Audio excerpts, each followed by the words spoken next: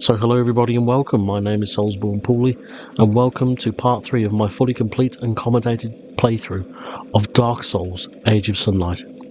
Just to recap on what we've done since our last part, we've just defeated the Gaping Dragon and now we're ready to head down into the god-forsaken place that is Blighttown. I have had to go back briefly to Firelink just to pick up some bits and pieces. I have made a raw Morning Star now. Just because it will fit in well with the other weapons that I have. There is actually a way to revert your weapons back down to normal. You need something I think called a meltstone. So the process of you making a raw weapon is not irreversible. So knowing that, I've made my Morning Star a raw one, just so I'm still able to use it. I've also got some charcoal pine resins just to give my attacks the fire elements, just because there is quite a few enemies down in Blighttown that are weak and susceptible to fire.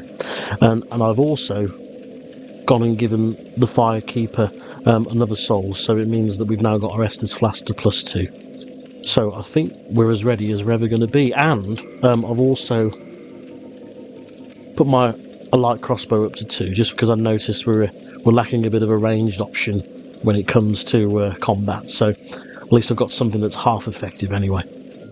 Right, so let's get going. This is the part of the game I'm not going to lie, probably the masochist in me. I've probably been looking forward to this the most. And because we haven't got the master key, we're going to have to go all the way through the whole settlement rather than... Well, actually, that's not true. You can still go through Dark Route and take the other path, but I think... Yeah, because this is a brand new mod and I do actually want to see everything that it has to offer, so I'm going to explore the whole of Blighttown.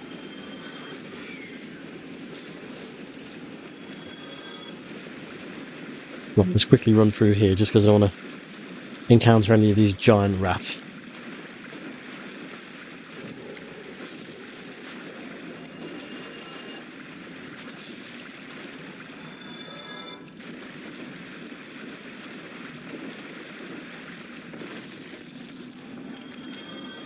Right. So now that we've received the Blighttown key from the boss, we can unlock this gate.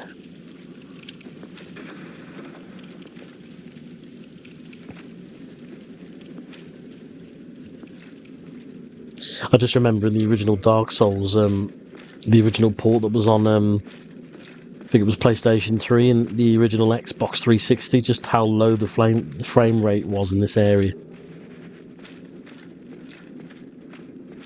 But I have to say, the one good thing about Dark Souls Remastered is the frame rate is much, much better, and I think that's probably one of the best improvements they've definitely done, is in Blighttown.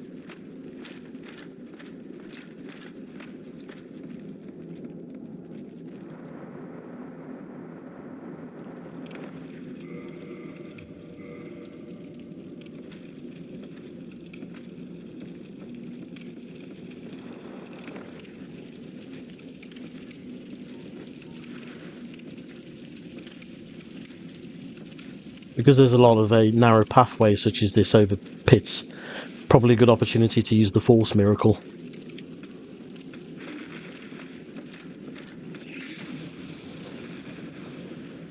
Not the way I intended, but it worked. And that's a good example of how to use it.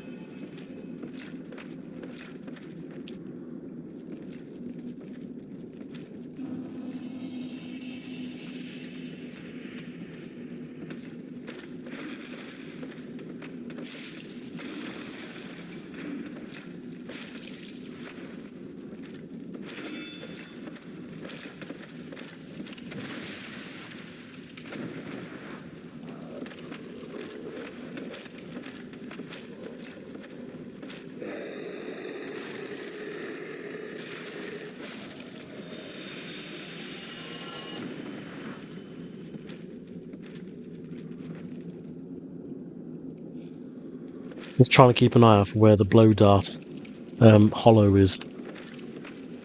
In the original, they did used to shoot toxic darts at you. In this, they will shoot poison, but poison has been buffed, so don't think that it's actually a don't think that it's actually an improvement to get poison over toxic.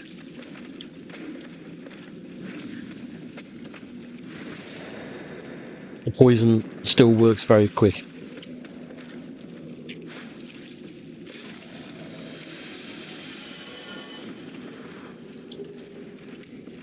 I was hoping it'll drop a large club. Really, really good weapon. If we can get our hands on it. We've got some red phantoms to fight as well. Shame we didn't buy any alluring skulls. They'd be quite effective against hollows. Or any firebombs.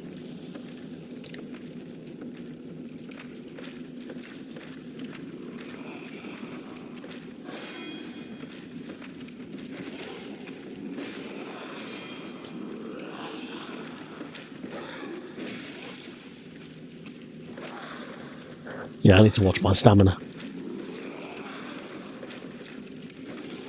Yeah, these hollows have a lot more poise than what they did in the original game.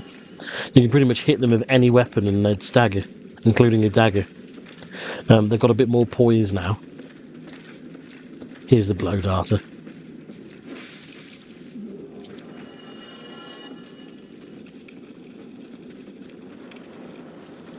Would have probably got a plunging attack there, never mind. Whoa, my pinned here. Knock them back.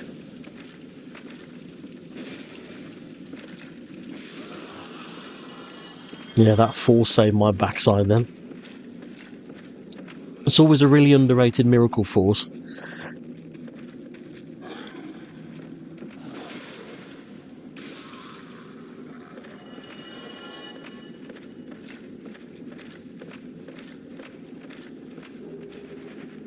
A lacerative rot, that's a new item. Something tells me that's got something to do with bleed. Yeah, applies bleed effect to right-hand weapon.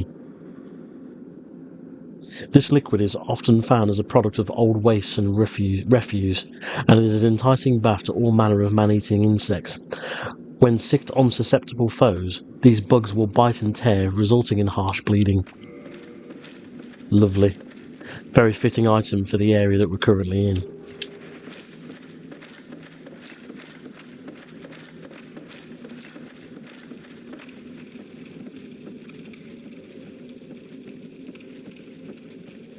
Now, there is a hidden item over here. I am wearing heavy armour, so I'm not 100% sure if I'm going to be able to reach it. We might have to strip off to get to it. Let's just fight these hollows first. Let's give this weapon a buff, actually. See what fire is able to do to them.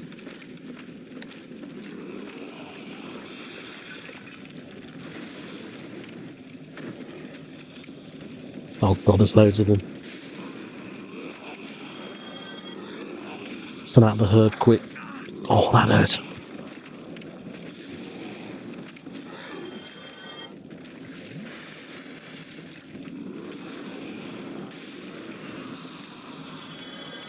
Yeah, that was a very good time to buff my weapon there, because I don't think we would have survived that encounter. You can go this way, but the best way to come, if you do want the hidden item, the only way you can get it is to come over here. Yeah, I'm going to have to strip off here. Just to get a bit of a... I'm still heavy. Still heavy.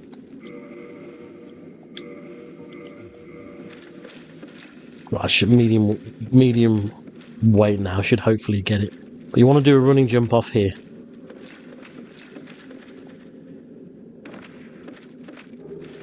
And the Ito is your reward. Very, very special katana. It's got like a it has like a quick draw slash.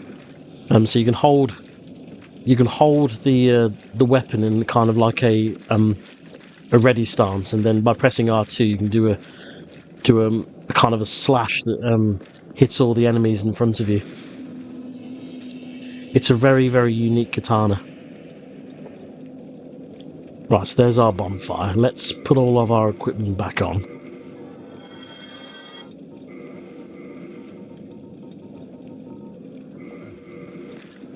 Let's watch our step. There was a ladder back there. We'll go down that ladder, see if there's any items that are available. Ah, we've got some more of these dudes as well. Lovely. I love on the bastard sword the R1 into R2 combo. It's really, really good. Right, let's just tread carefully here. Certain death if we make a mistake. Ah, some medicine, good. Another item over there. We'll have to cross that bridge.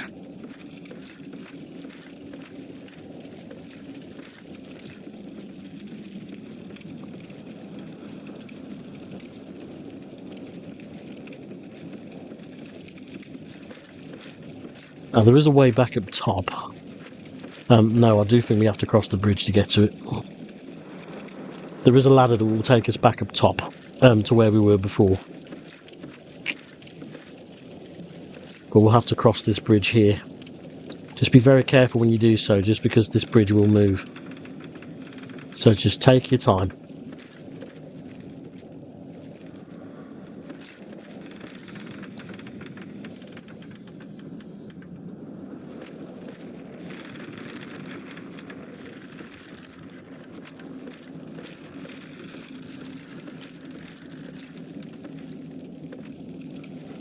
Yeah, be careful of these dogs, they will spit fire at you. Oh, okay. You're going to have to knock that down. We're going to have to use the longbow here, if we have it. Damn it, can't use the crossbow to aim at it either. I should have kept the longbow with me, never mind. I'll have to go back to the bonfire and get one out of the bottomless box.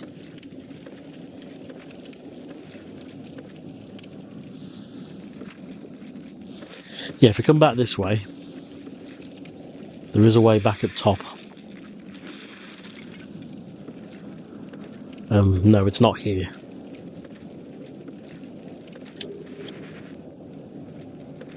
It is nearby.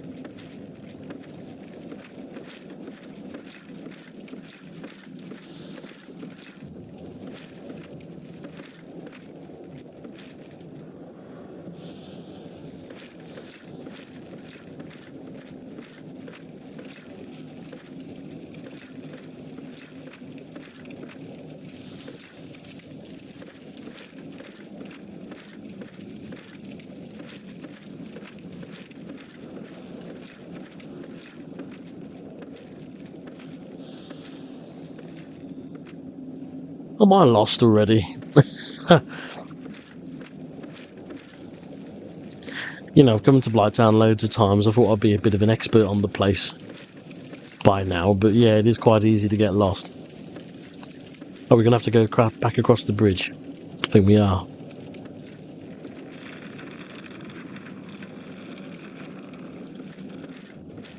We'll probably have to continue past the bonfire. But we are going to have to come back and get this item, so let's go back to the bonfire.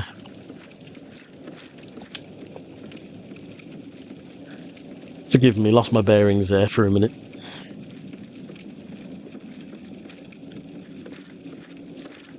So let's go and get a longbow out of the... Might be able to hit it from there, actually. Saves me having to go all the way back down. Let's get the longbow out. Have we got any arrows? It's whether the bow's going to fly straight as well, because it's if we've got the stats to actually use it. Okay, we've got some arrows. That's good. Right.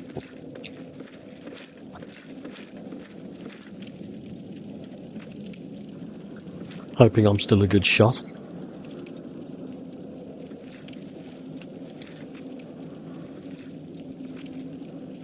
No, I don't think we can aim. Which means we're going to have to go back and shoot it at close range. Bows have been changed in the Age of Sunlight. In the original, if you've charged a shot, regardless of how much stamina you've got left, you can hold the draw indefinitely until you shoot. But in this, if you run out of stamina, you will have to let the arrow go. So it goes without saying, if you are going to use a bow, you need to make sure you've got plenty of stamina. Right, should be able to make the shot from here.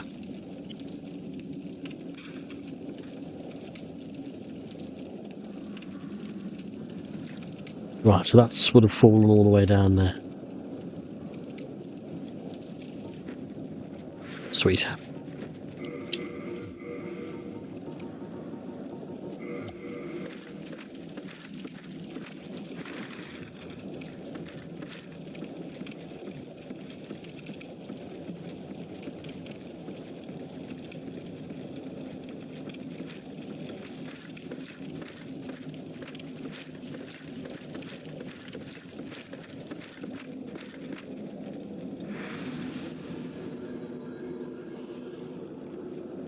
Might be worth kindling the bonfire here. No, we'll do it to the. We'll do it down at the bottom. I think we'll kindle that one, just because we have got to fight Quelaag a little bit later. So I'm definitely going to need some Estus flasks there, just because I don't know how hard she's going to be compared to the original. Right, is this the way? Looks like the way. This is going back on ourselves.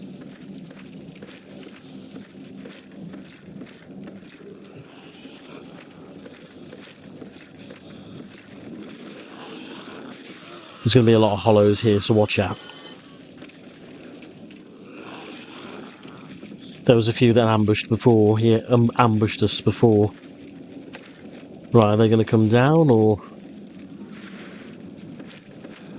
Come on, lads, make up your mind. Yeah, that got their attention.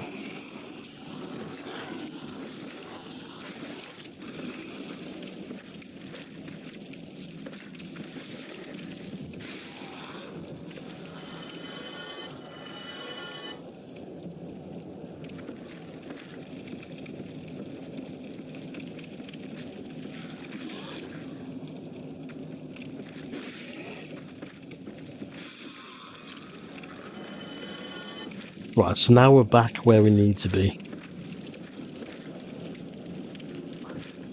So, where I mentioned before, you want to come down here. And if you look down there, you'll see an item. And this is the shadow set. This is what the ninja class starts the game with. And if you come down here, large titanite shard.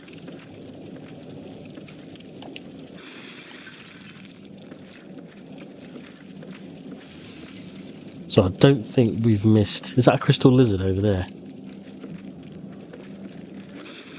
That's a bit of an interesting place to put one. Right, we can leap across here.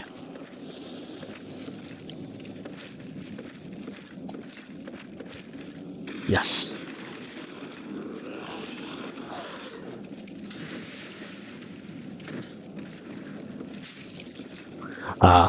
Poison blow darts. Let's get to some cover.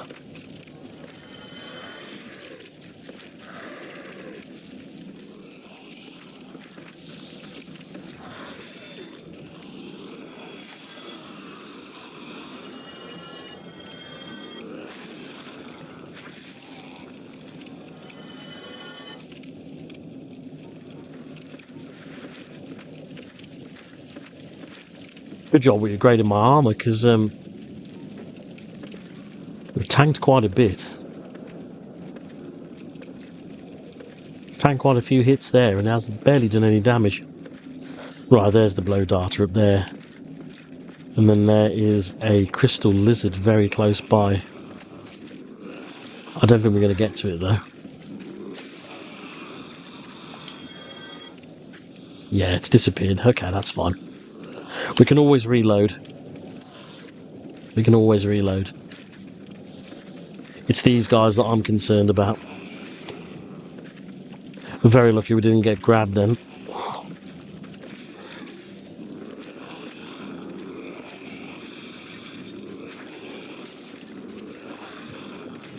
Ooh, oh, not good. Not good.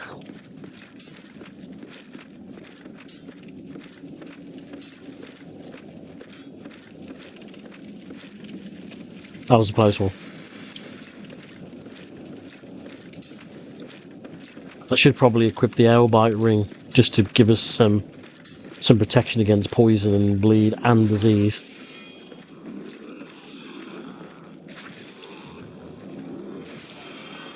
Oh, an item. No, not a very good one.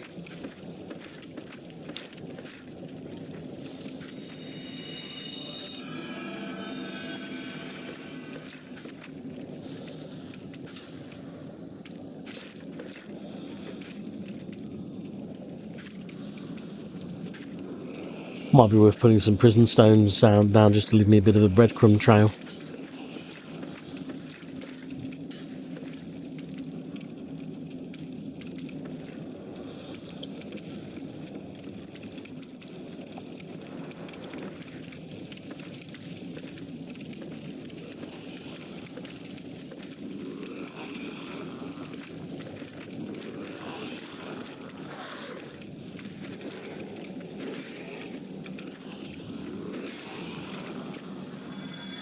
Ah, that's frustrating.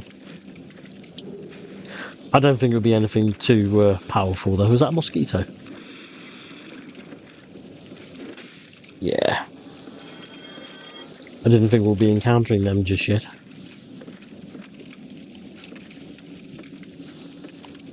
Right, we came down that ladder, didn't we? And the way is down there.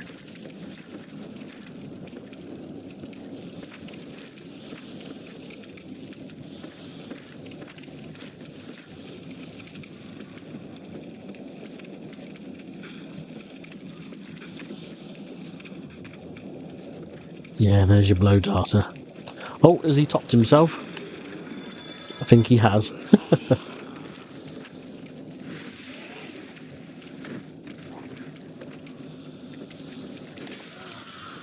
Once the blow darters are dead, they will never respawn. So just like in the original game, once they're dead, they will stay dead. I think it's just because I think the game developers just realised just how annoying they would be as an enemy to keep fighting over and over. Right, now I think this is where we get the eagle shield. Yes, the eagle shield. And the eagle shield is a great shield, and it's quite light compared to the other shields. Let's have a quick read. Great shield with an eagle design. Lightest and easiest great shield to handle. Great shields are very stable and deflect attacks, but one cannot parry and instead bashes with the shield. And the bash has been improved in the Age of Sunlight as well, so far and away parrying used to be the superior skill, but when you combine bashing with certain weapons, like with the lance in the Age of Sunlight, becomes a really good combo and used to each other. You can just stun lock enemies quite easily, provided that they don't have too much poise.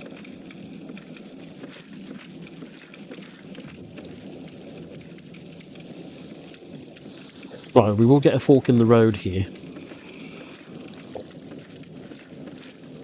But it's... oh god. 2 phantoms, okay. Hopefully just the one will follow us up here. I think there's another blow dart hollow up here as well.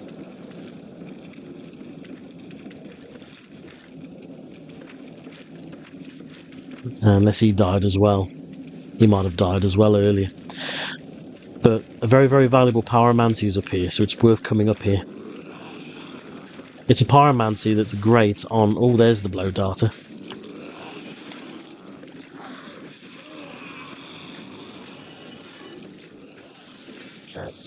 Oh, this ain't good.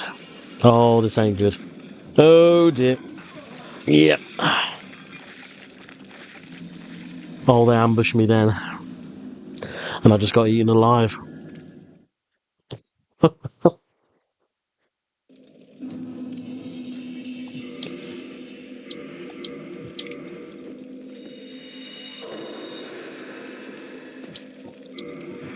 Just to reverse my hollowing.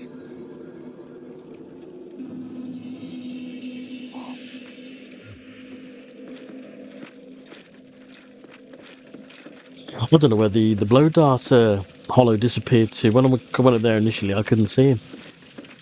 Oh well.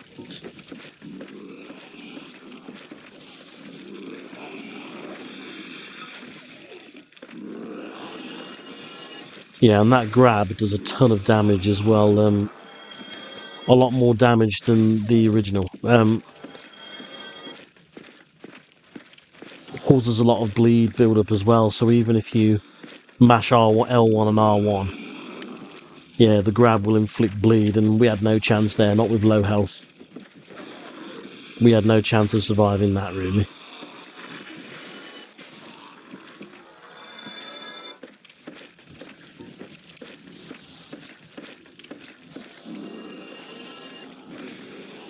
Well, at least we got the crystal lizard this time round.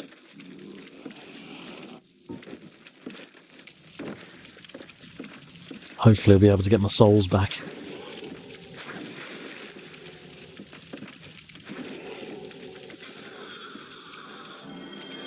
Yeah, these red phantoms are quite tanky. Even with bleed, they're still quite tanky.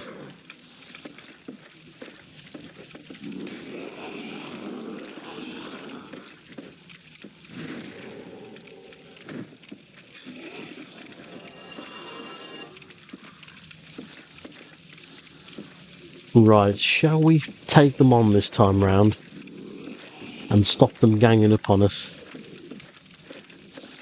Well, the blow darter's dead this time round.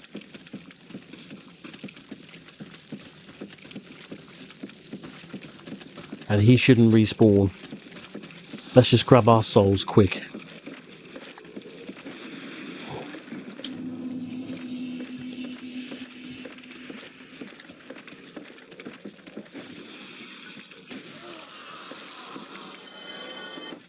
Yeah, they're coming. They're coming. Hopefully this will work.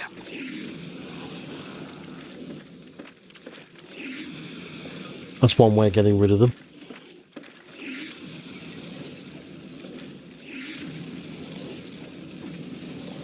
See you later. That's what I should have done the first time round. There's an item down there. I wonder how we get to that. Where do we drop? Here, I think. Just... Oh, sick battle axe.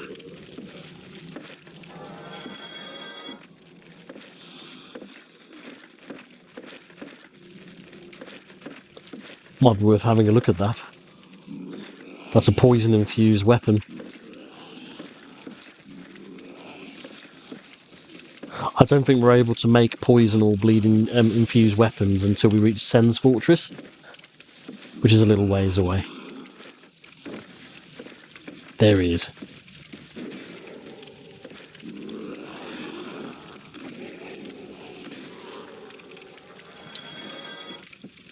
Right, anyway.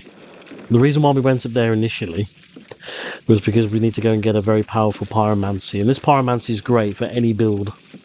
Absolutely any build, so it's worth going out of our way to get. I'm not sure if they've changed it entirely in Age of Sunlight. I haven't checked, but I imagine it's still going to be almost just as good. So you've probably noticed that monster down there, that thing that kind of looks like a giant tick. Well, we're about to go behind that monster.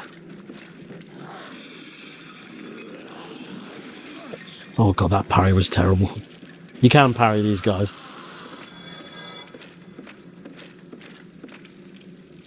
But That was a terrible attempt.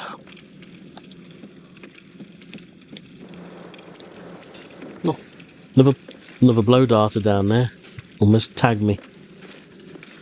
Right. Doesn't matter. Want to try and use a weapon with relatively long range here, because if you get too close, the creature will kick you off. So you might want to be careful. If you've got a bow or magic, you'll find this super easy. But if you're a melee character, just pick something that's a bit, got a bit of range to it, like the spear. And then as soon as the way is clear, you can pick up this pyromancy here. Power within. Let's have a quick look.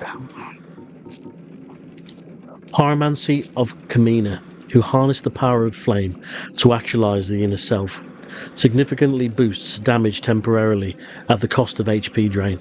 Excessive power eats away the life force of its caster. Unlike all dangerous spells, Power Within was kept secrets for eons. So you need 15 dexterity, 15 intelligence, and 15 faith to use it. So it's not like the original where you can just use it with no stats requirements.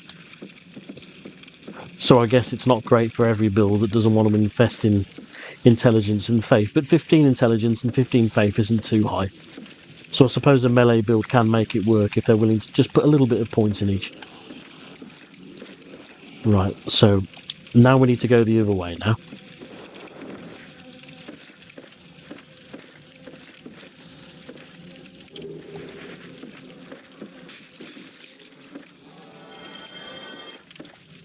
Watch out for the poison bar. There are some poison-infested barbarians down here, so well,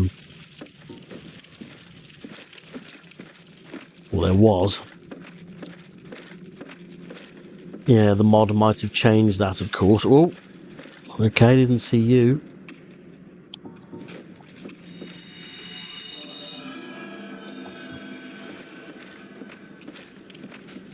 I'm gonna have to deal with this one hollow here, and then we'll go get his mate.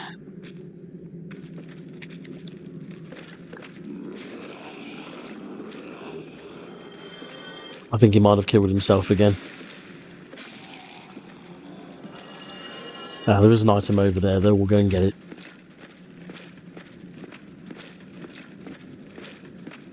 Can we climb down that ladder? No, it's a broken one.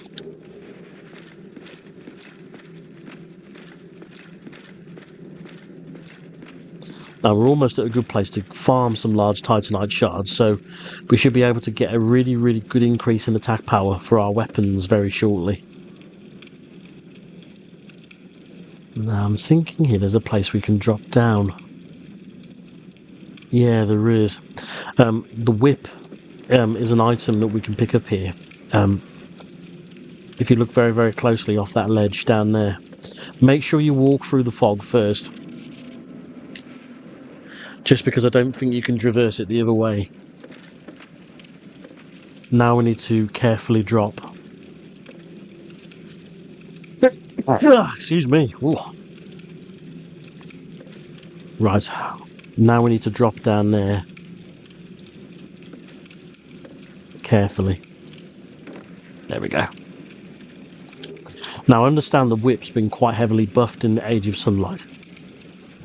I don't think we're probably going to be able to use it for our build, but apparently it's one of the weapons that has been buffed the most. But anyone who's played the original knows that whips are a bit underwhelming in the original game.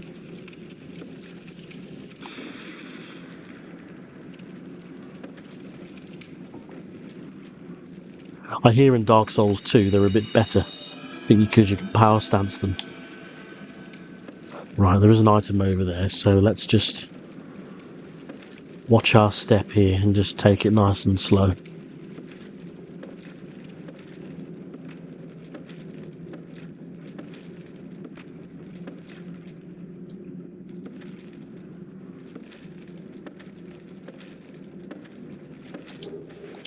Another medicine. Medicine is for curing disease, which is a status effect we haven't come into contact with yet.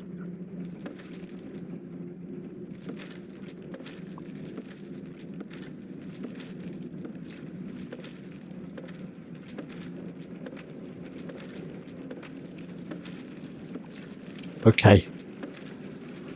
So that's the first part of Blighttown done.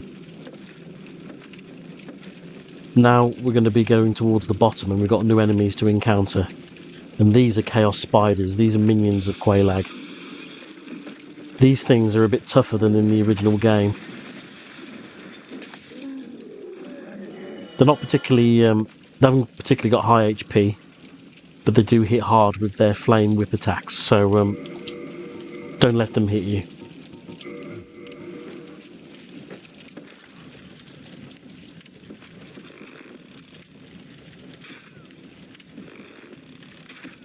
There we go.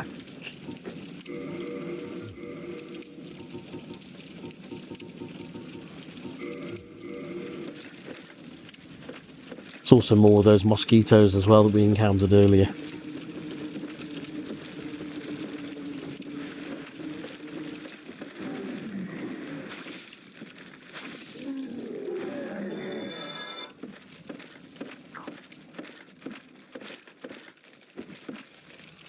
I think there was another blow darter down here as well, so where that Chaos Spider is, yeah, he's down there.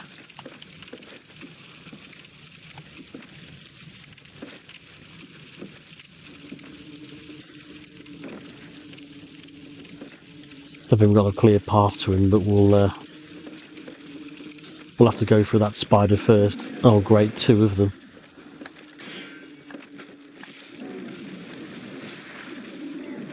Oh, we need to hurry up here. Hurry up, hurry up. No! Oh, got sandwiched between the 2 of them. Oh, that was so silly. Oh, what a silly death that was. Okay, and then we're back here. God damn it. Such a silly death that was.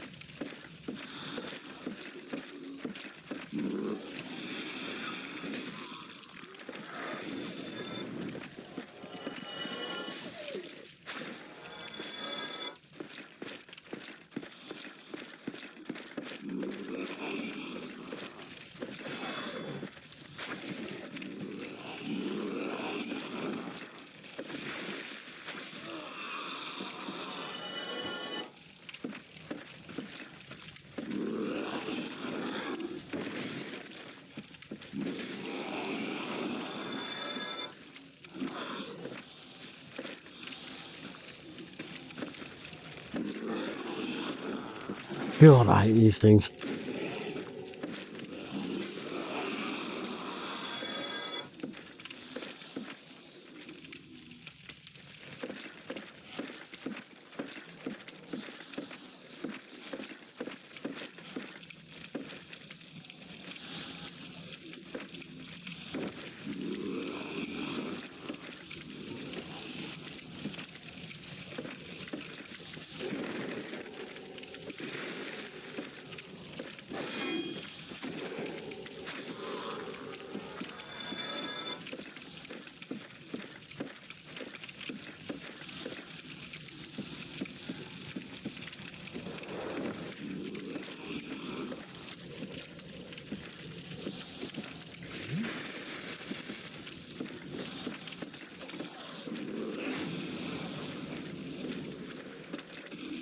Yeah, there's a few of them here.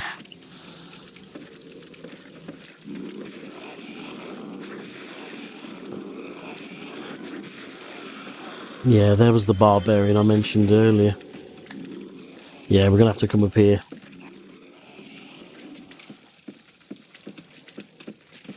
We'll have to cheese them with force off the edge here, never mind.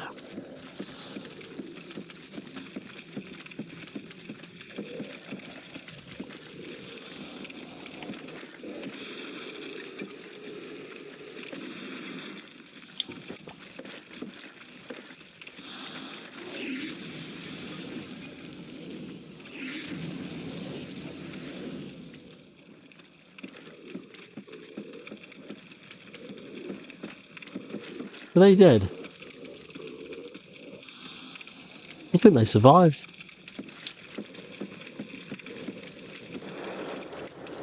Might have hit the platform at the bottom. I think there was a platform below there.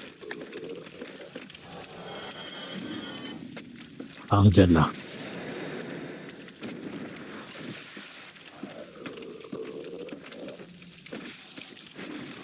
Oh, that was really silly. Don't know why I dropped my shield then. Wrong item, wrong item.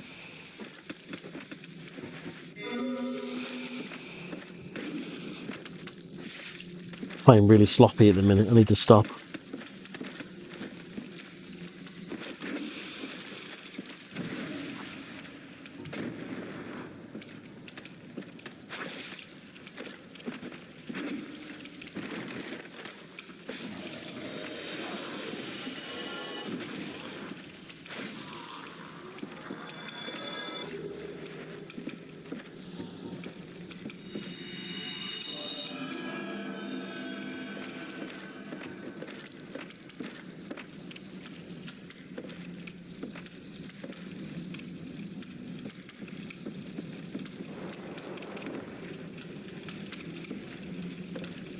We're probably going to have to shoot this thing down with the bow again, I think.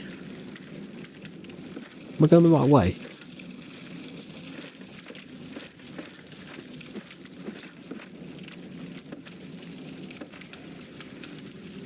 It's the right way. No, I don't think it is.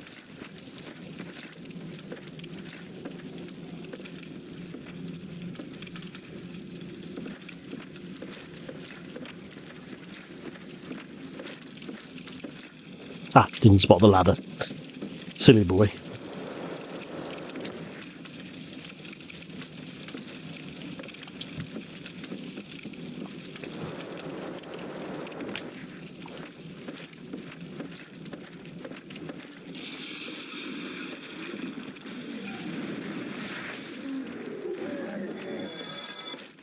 Oh, maybe not. I think we've already knocked that item down.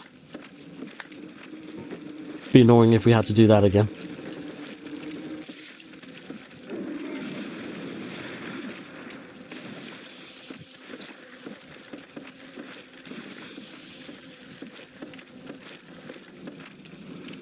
Yeah, this is probably where I need my ranged option now.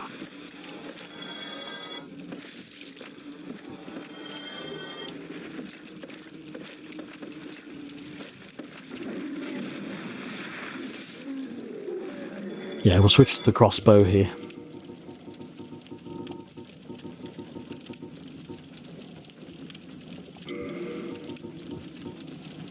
Didn't take Havel's ring off from earlier.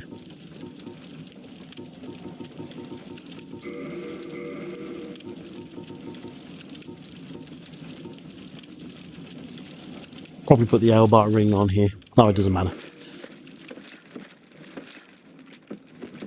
We're not too far from the bonfire anyway, so we've got some Estus to spare. Just providing I don't die stupidly again.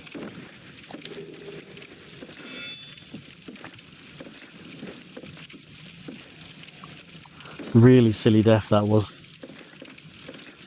Wonder if I can snipe at the one with the crossbow, maybe.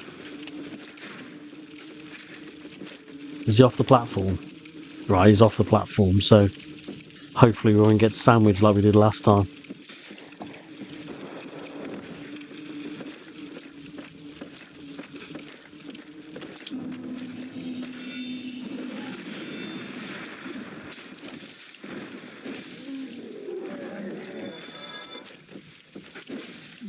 Oh, there's a lot of red phantoms in that swamp.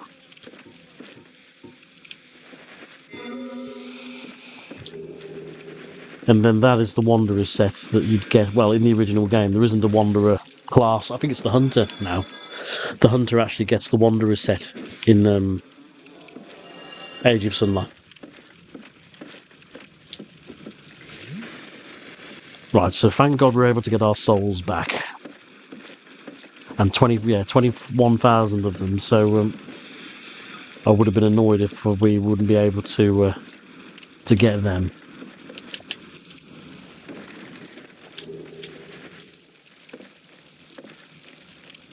Two of them down there.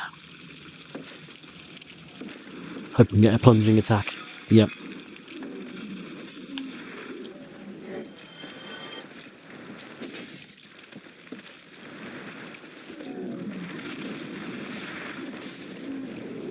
Ooh.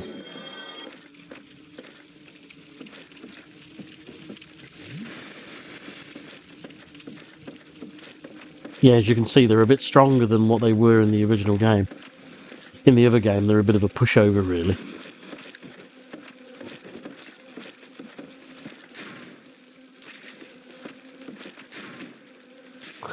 Come on, point blank range. Oh, 2 for 1.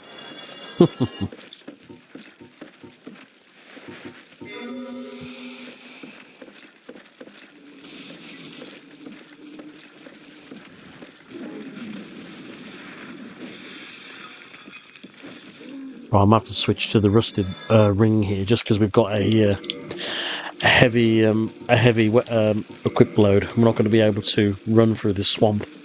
We're going to get bogged down.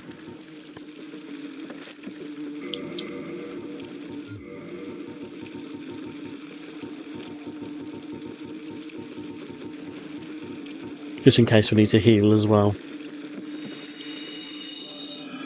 Just don't want to take any chances so close to the bonfire and with 21,000 souls.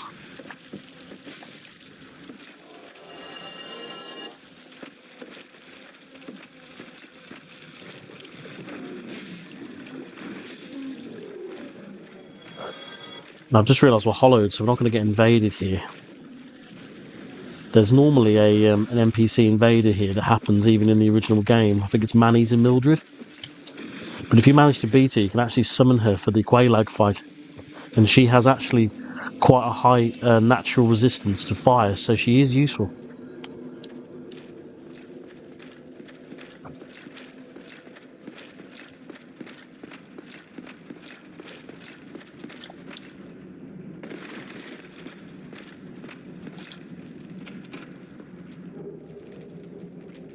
And then, just like in the original, there'll be a dragon scale there for you to pick up. Right, so we made it to the bonfire. Thank God.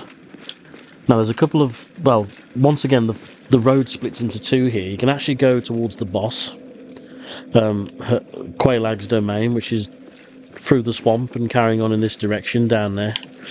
Or we can go towards the Great Hollow. I'm not going to bother with the Great Hollow just yet. I am going to explore the swamp a bit more though, just because there are ways of getting some large titanite shards. So we will need to, in fact, let's see if we can upgrade some of our weapons now. We don't think we got enough. No, we've got 3. So we can do the Morning Star.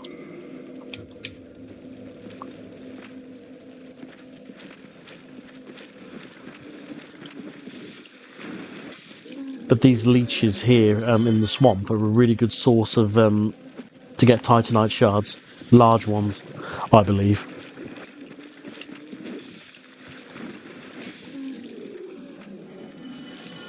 Oh, red phantoms.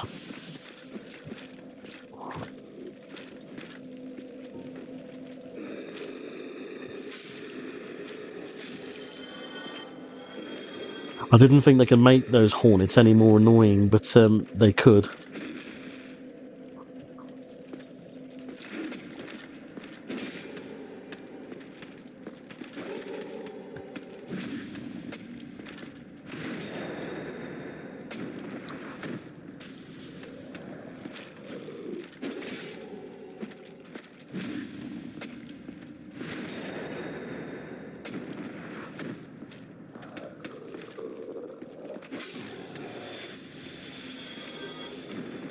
$900 souls.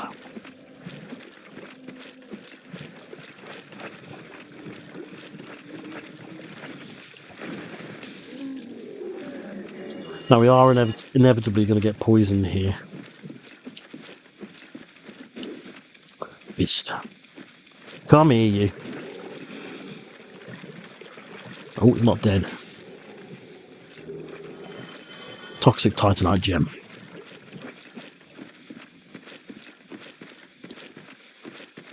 Yeah, there definitely seems to be more. There definitely seems to be more down here at the minute.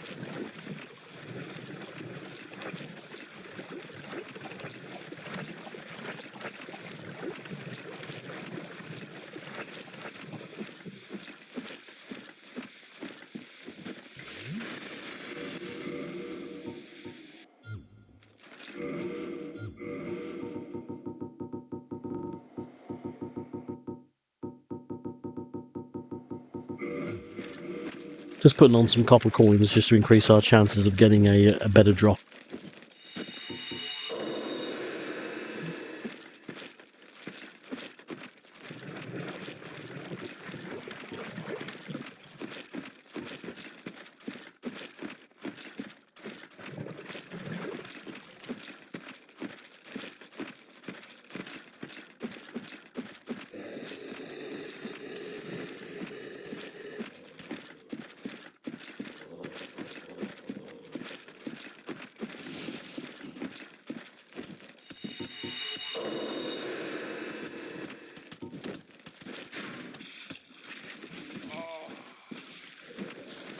And see you two. Oh, God. Yeah, this ain't a good situation.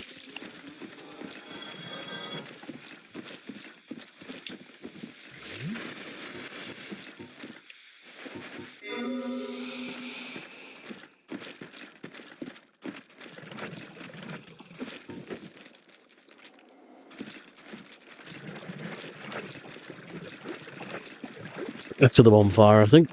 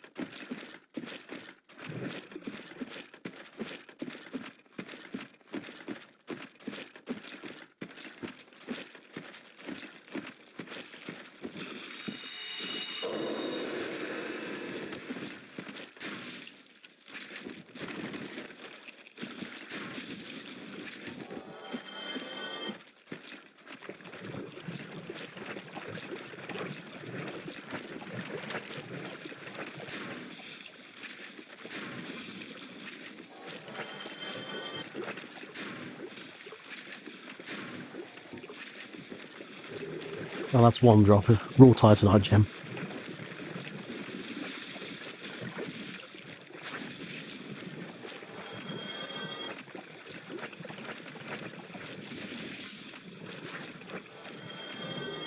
There we go. Large titanite shard.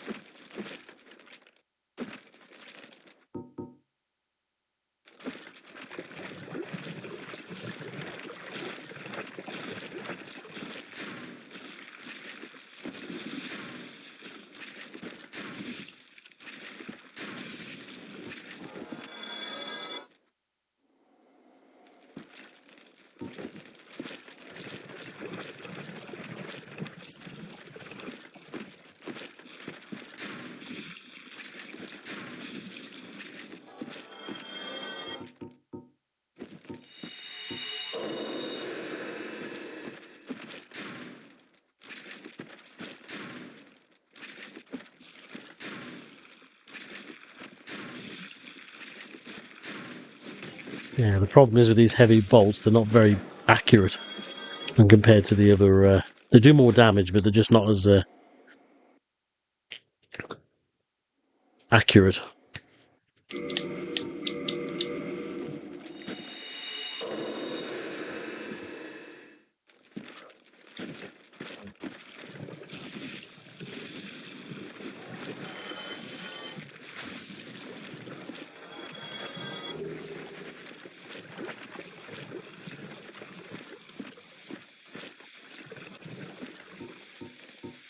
So Megan, shut the fuck up, please.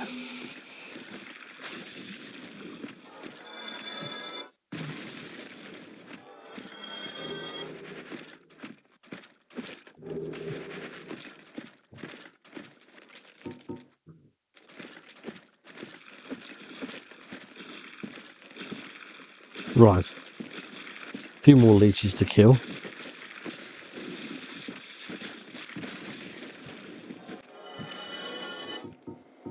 One more copper coin.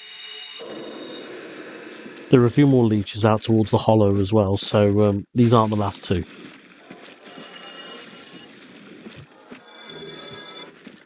But as you can see, they're a really good place to get raw titanite gems and large titanite shards. So you can make a whole horde of raw weapons as you so choose. And we've also picked... Now this weapon is called the Server in the original game, and in this it's called the Ramdao. Been given a different name. A curved greatsword used in a mysterious ancient rite, imbued with a frightful occult energy, which restores HP with each hit.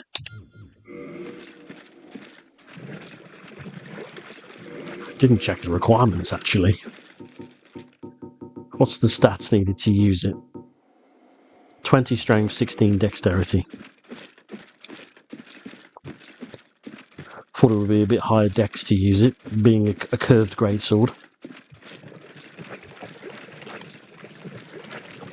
But you can see there are more leeches to get some more resources off.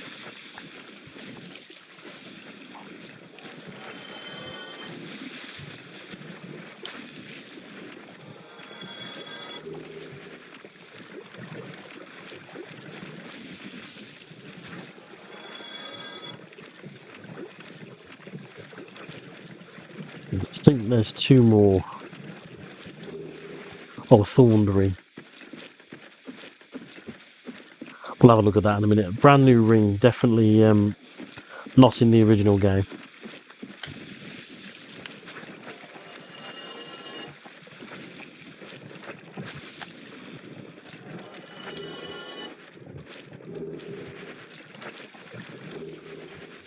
Good.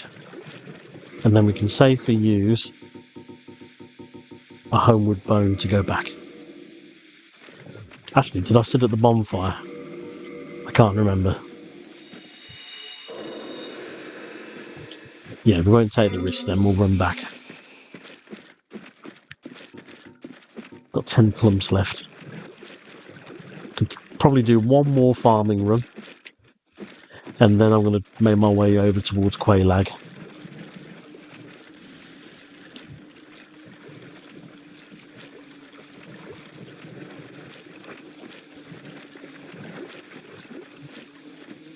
I mean, even if I were to put on the Aelbite ring and the spider shield, I don't think there's any way of us not becoming poisoned in the swamp, so it's better just to have your the rusted iron ring on and another ring of your choosing. Right, so let's see what we can upgrade here. Quite a few things, I imagine. Yes. So we can get that up to 312, which is crazy. Crazy attack power. Especially for this point of the game.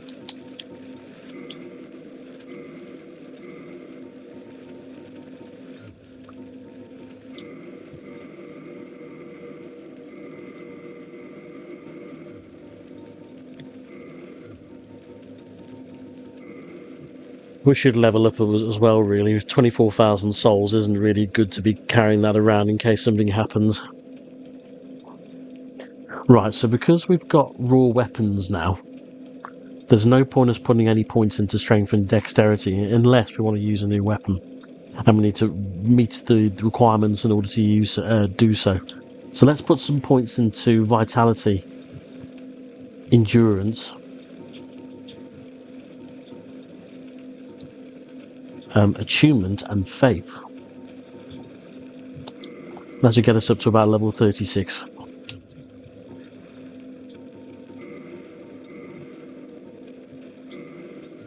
And now we can use magic barrier as well. Cool.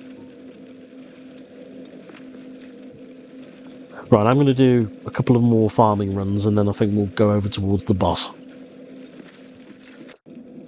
So, welcome back. Forgive me for cutting a part of the farming that I was doing, but now we finally got all of our equipment to +3. So we've got the bastard sword, the winged spear, and also the morning star to +3. So I think we're just about got the firepower now to go and fight Quelaag.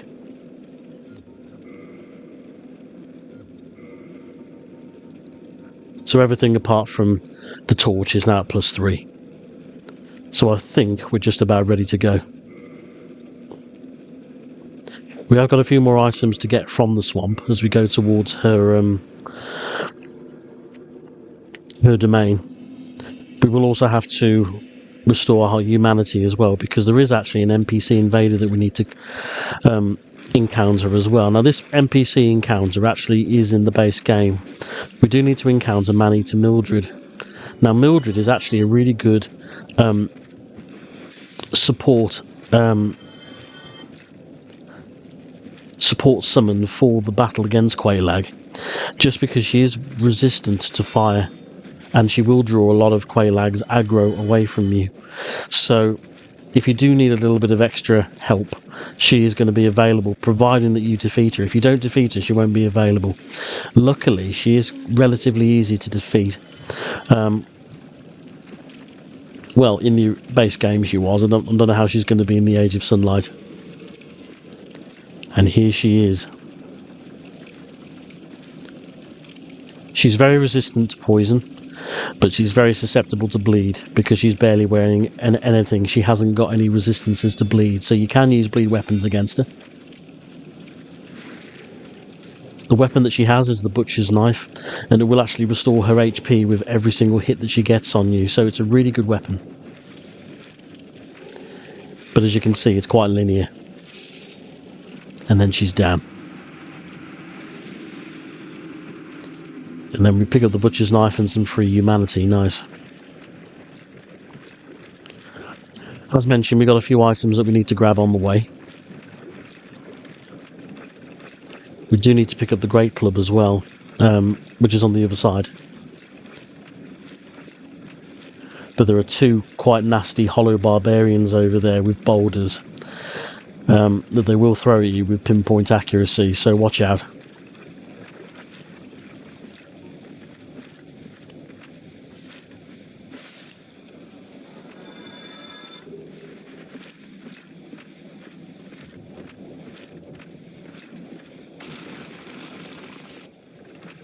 Almost got me. Right, hopefully we can deal with them one by one. Normally they're quite easy to backstab, although I've currently failed to get a backstab at the moment. Ouch. Didn't hear the other one coming. Let's get out of there. Move, move, move.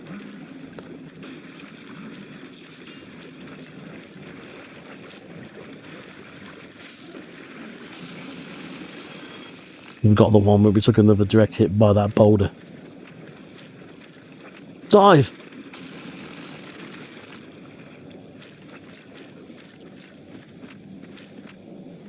Find some cover, just to heal up. Get rid of the poison for the moment.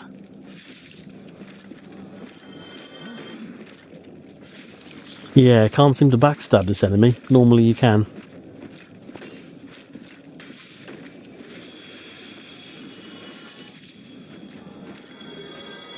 Oh, pickaxe, that's a new weapon. We'll have to see what that does when we got the opportunity to.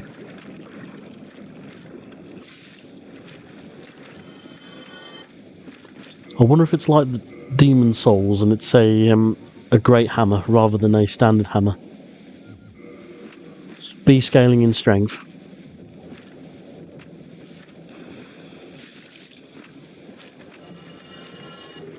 Some more lacrative rots as well.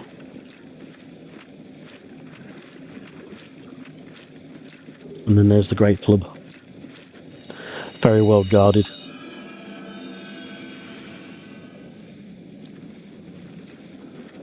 God, these hornets are annoying. Or mosquitoes. There is a limit to how many that will spawn in, but even if you kill them, they will keep spawning in, but they will stop after a certain amount of time. I'm not sure how long, but yeah, they are still as annoying as what they were in the base game. And this is one of those areas where the Phantom Stone really does make the area a lot harder.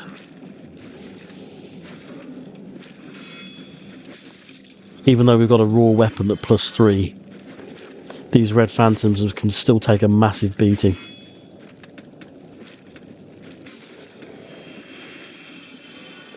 I mean, I don't think Gwyn's Black Knights in the Kiln of the First Flame has as much HP as that. In the Red Phantomed enemy in Blighttown is stronger than that. So yeah, it really does. The stones didn't lie. It really does amp up the challenge. I'm just trying to imagine what a red Black Knight will look like later. That's a scary thought. Anyway, how many are there? 1, 2, 3, 4, 5. So there's a few of them over there. Right, let's come this way to the left. Hopefully we'll avoid most of them.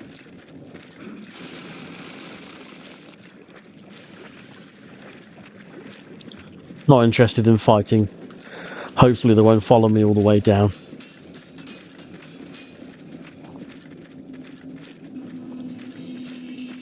And then we finally reach Quelaag's domain. As mentioned, we will have Man-Eater Mildred for the fight. I'm not going to summon her. I don't think it's necessary. Make sure you leave these infected hollows alone.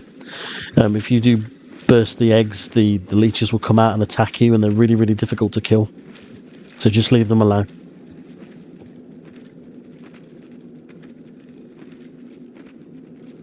And here she is here. Right, let's just switch out our rings. Could go for the Lloyd Shield ring here. We did pick up the Thorn ring earlier. We didn't check the item description. This wicked ring is stained with dried blood and contains a curse which is capable of making any vulnerable foe lose more health when successfully bled. So yeah, it just increases the effect of the bleed status effect when a bleed does happen. I imagine it will probably go up to 50% rather than 33%. Which means that will be quite powerful, I imagine, with the Basila's Dagger or the Life Hunt Scythe. Right, we could equip the Recovery Ring as well.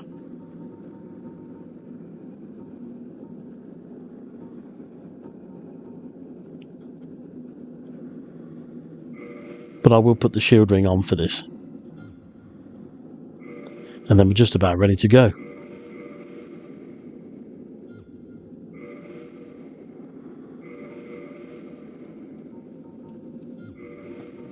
Yeah, it doesn't make sense us taking any charcoal pine resins. We'll take crystal pine resins as well, just because Quelaag is a fire elemental monster. So we will... Fire attacks will be pretty much useless against us, so let's buff our weapon with magic instead. And let's get on in there.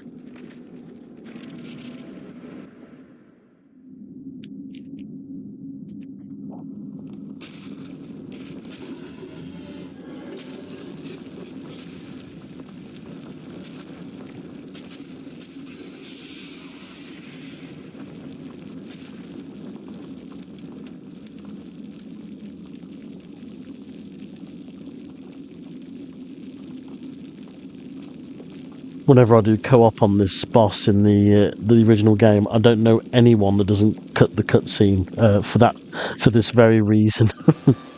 No one cuts the cutscene at all, probably for that very reason. But anyway, Quelaag. Now she does have a few changes from the base game, namely that attack. It reminds me a little bit of Floating Chaos from Dark Souls 3. Those fireballs will track you, to make sure you just run out of the way of them.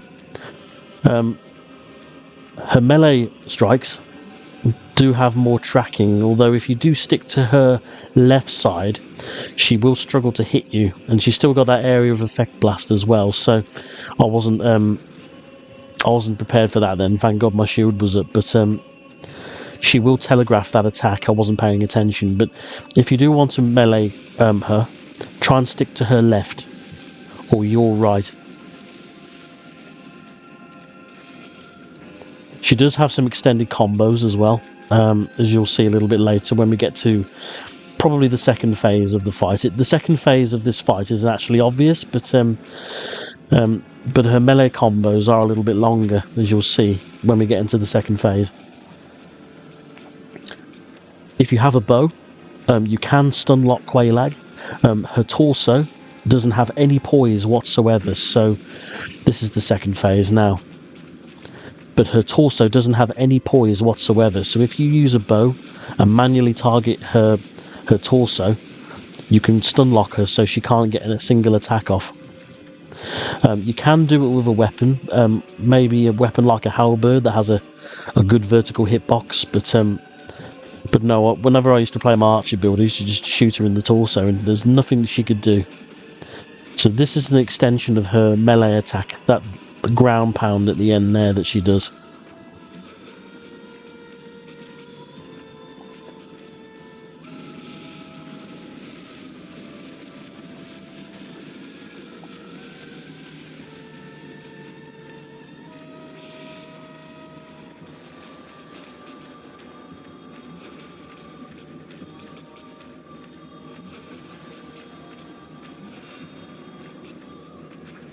As you can see, that lunging attack, she struggles to hit you if you run to her left.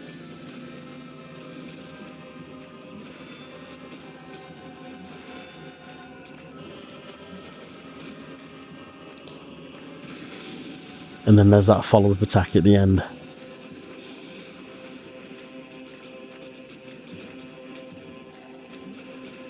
But she, as you can see, she isn't much different. But she has got a couple of extra little tricks up her sleeve. And that should do it. That's Quelaag down. And then as you can see, we get the Chaos Ember. The Chaos Ember we get a little bit sooner than what we would in the base game. We actually have to go into the Demon Ruins in order to pick it up.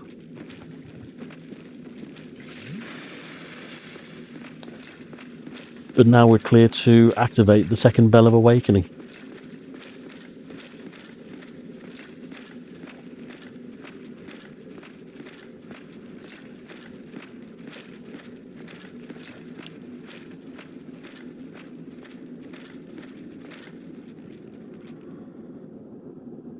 We will go into the Demon Ruins, but we will do it later. We're not going to do it just yet.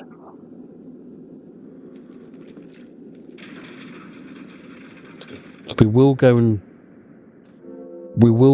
visit the Chaos Servant Covenant while we're here. Probably one of the worst kept secrets in the whole game is there's a hidden wall down here, an invisible wall.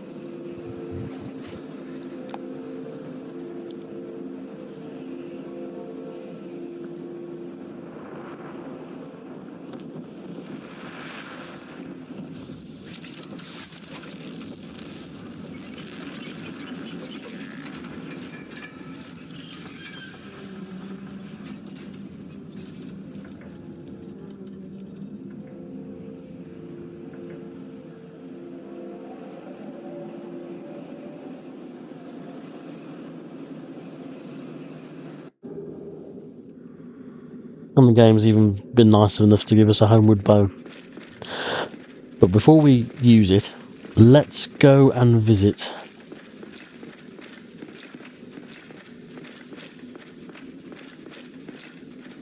Chaos Servant Covenant down here.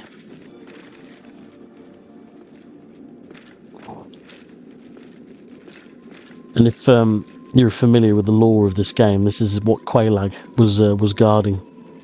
Oh dear, what have we here? Are you a new servant?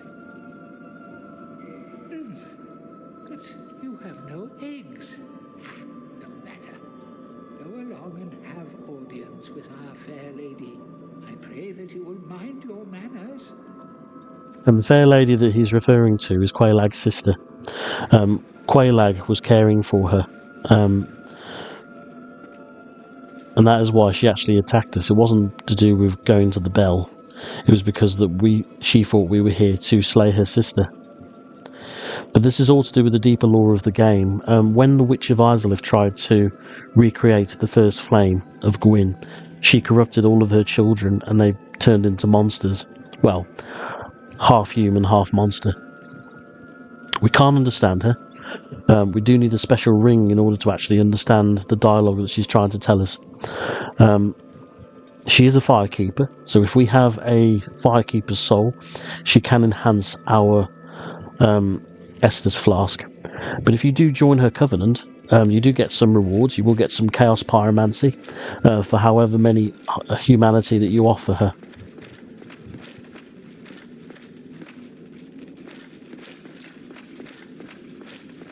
And we will actually be joining her covenant a little bit later. Now, I know there's a firekeeper's soul down here as we climb out of Blighttown. Just thinking. Yeah, we'll turn around here just so we can sit at the bonfire. Reason is because on the way out of Blighttown there's actually a way to get another firekeeper's soul, and with the game's with the quests, the main quests progression, we can't actually give a soul to the firekeeper at Firelink, so we'll have to use Quelaag's sister to enhance our Estus flask. So what we'll do is we'll sit down here and then we'll go and track down the firekeeper's soul, and then we'll homeward bone back to her, just so we can get our Estus flask to +3, because it's going to be a while until you upgrade it again. So yeah, I think that's the right thing to do.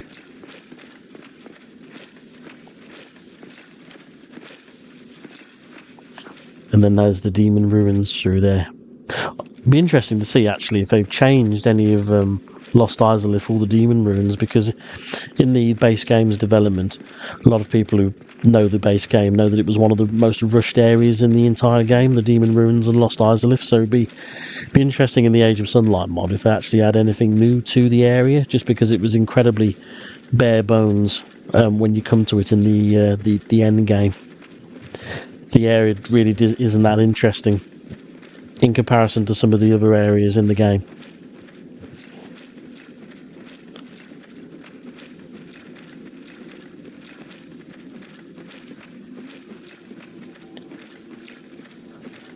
Right, so we will have to find the exit here to get back up to Firelink. Well, just so we can get the Firekeeper's soul. We won't go all the way up. We'll homeward bone back when we get it. But we'll have to dodge these barbarians again. We'll have to get the rusted iron ring on as well if we're going to go through the swamp. Make sure you remember to do this, otherwise you're going to get bogged down in the swamp and they will catch you.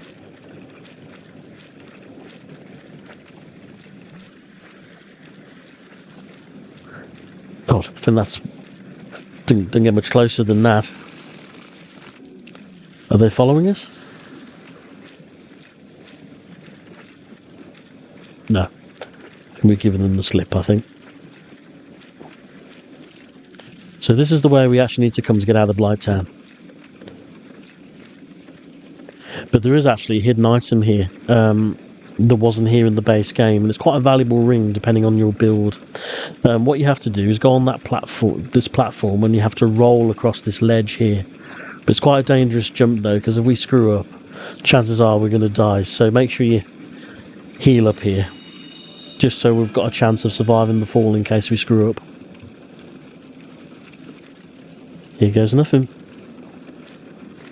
Oh, perfect. Perfect roll.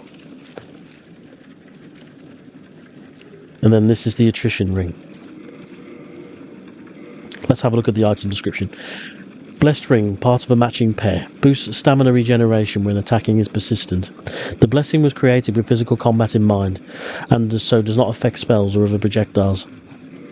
So yeah, I think it acts a little bit like Aldrich's Ruby or Sapphire, I think. I can't remember in the base game of Dark Souls. So as long as you're attacking, your stamina regen will shoot back up, as long as you're persisting with your attacks. So if you're using very, very fast weapons, such as daggers or fists or claws, then it's a good ring to have. Right, but that's not the reason that we came up here. We need to go and find the Firekeeper's soul. So we need to climb up all the way up this ladder here.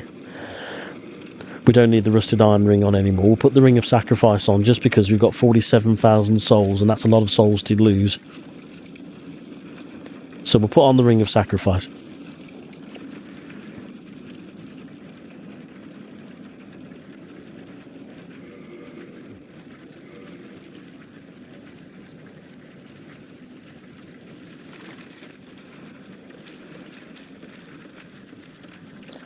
Now we've got some more poison blow darters up here. Before we go and get the Firekeeper's soul, there is actually a armor set and spell that we can get. It is a sorcery, so it's not something that we can use, but I will show you where it is, just in case you might find it useful for your build.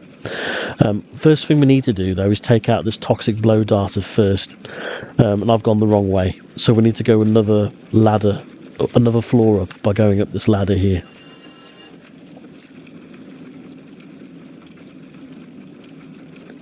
So make sure you go and take out this one blow darter first. This is actually the way we need to go to get the Firekeeper soul, but if we take out this guy first, you can probably see him now that we've locked onto him.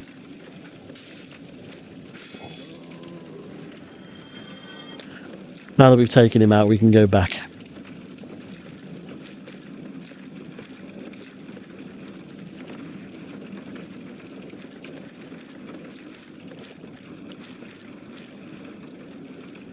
And now there's a bridge that we need to cross here.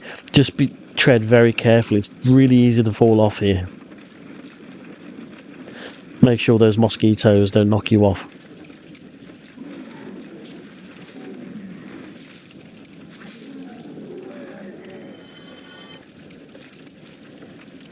And keep going.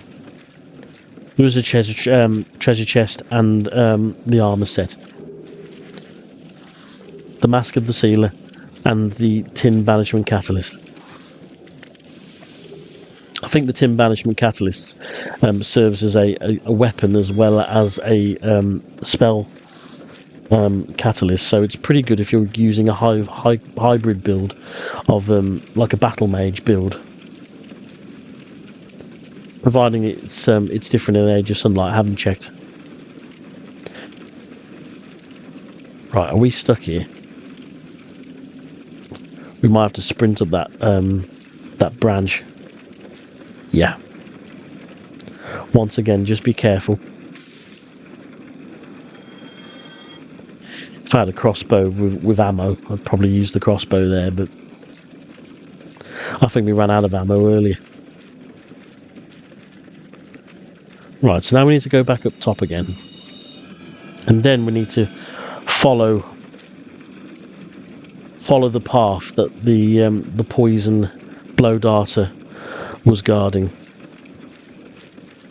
And there's a lot more of them in here. So you better to get through this bit, you're better off just running through with your shield raised. They shouldn't hit you, providing that you stay on the move and you don't run directly at them. They shouldn't hit you. But as you approach them, just make sure your shield is up.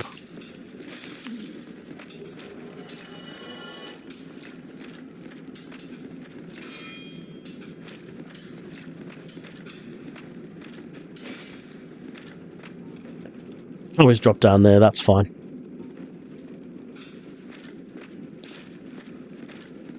But as you can see,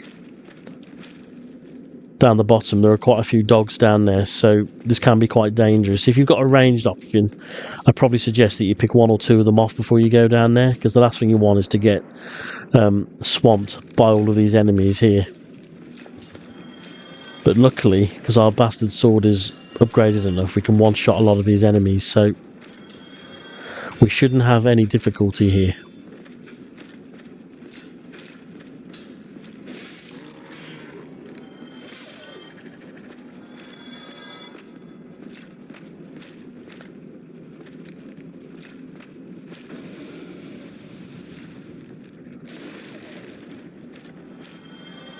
And then the item that we're after is just down there, once we've dealt with those 2 dogs.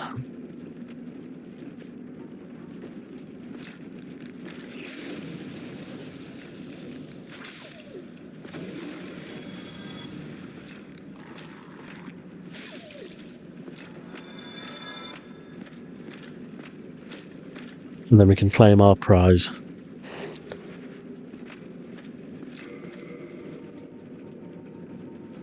That's right, so let's homeward bone back. We will have to climb out again, but at least it means that we've got an Estus flask that's +3 rather than +2.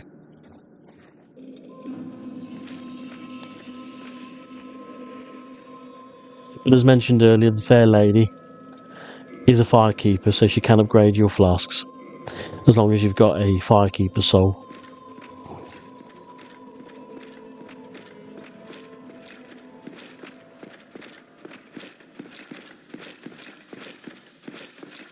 I would join her covenant, but I'm quite keen to join the Warriors of Sunlight first, just to get a few of their miracles, and then we can always switch.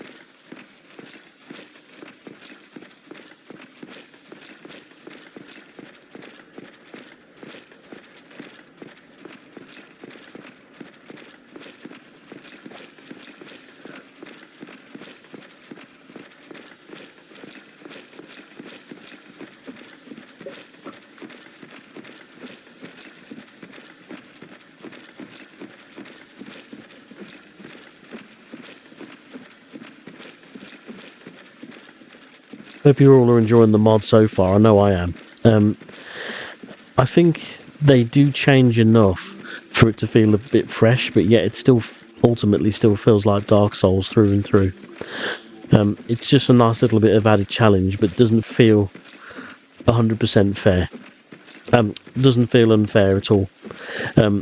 The challenge stones are a choice after all, so even though I probably feel it is a bit unfair in places, I chose to use them, so it's my own fault. We have got the Great Hollow to explore, but I'm not going to explore that just yet. I'm going to explore that a little bit later once we've got the Lord Stone and the Lord Vessel.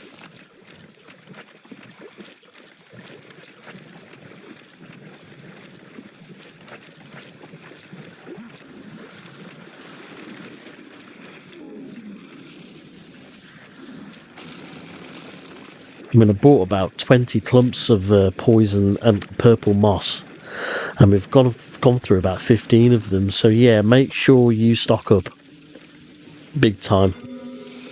The only reason why I've got so many, I've got 9, is because we picked some off the poison blow darters, but we've gone through about 15 of them, so yeah, make sure you go to the female undead merchant to get a ton of moss. You won't regret it. And at least in this mod, you haven't got to worry about toxic either, because to cure toxic, you need an entirely different item to cure it, which was the blooming purple moss clump. It'd be interesting to see if that's still in the game, actually, but we haven't actually found any yet. Right, now to get out, just keep following these ladders up. There should be another ladder just a little bit up here.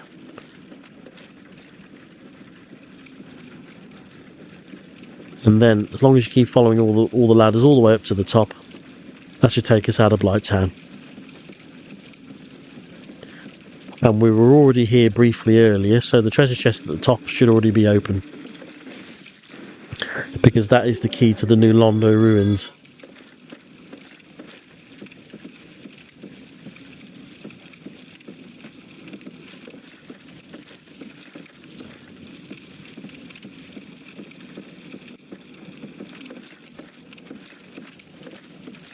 Right, we have got 3 barbarians guarding the exit, so we're not quite out of the woods yet. And hopefully I haven't got to fight all 3 of them at once.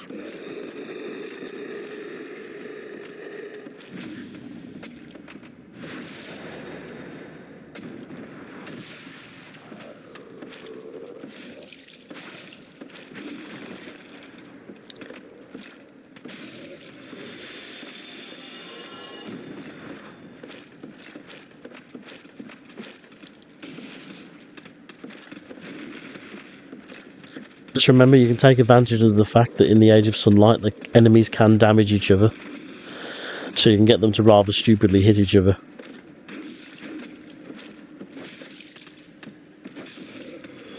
Just to make life a little easier. Oh, that was my fault then, I was a bit late with that timing. You can parry that attack, I was just too late. There we go.